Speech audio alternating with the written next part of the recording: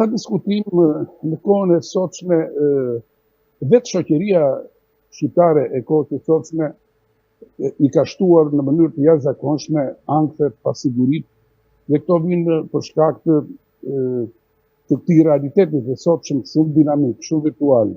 Në një farë mënyrë, po qëse do të perifrazoja prapë një filozof shumë të shquar, si të Zygmunt Baumani, ai thotë që shoqëria e sotshme është likuide, ai flet për një lloj moderniteti likuid të rrëshqitshëm. Pra, në një farë mënyrë jetojmë në një realitet të rrëshqitshëm ku nuk është e lehtë të sigurosh qëndrueshmëri, garanci,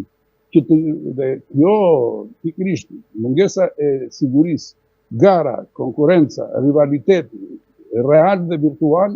krijojnë mungesa të balancimeve të njeriut, çrregullime ekzistenciale, çarje të personalitetit, rivalitetet e egra, konkurrencë, sepse jetojmë në një farë mënyrë në shoqërinë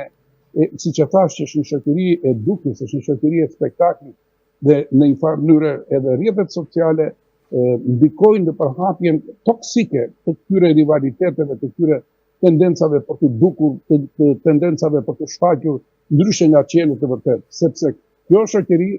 është tamam shoqëri që jeton me simulakra, domethënë jo me realitetet e vërteta, po me realitetet e simuluara,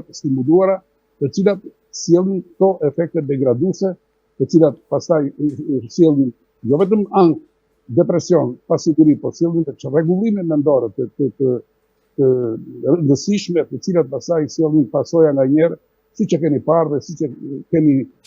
konstatuar në realitetin tonë, marrin dhe për masa tragjike.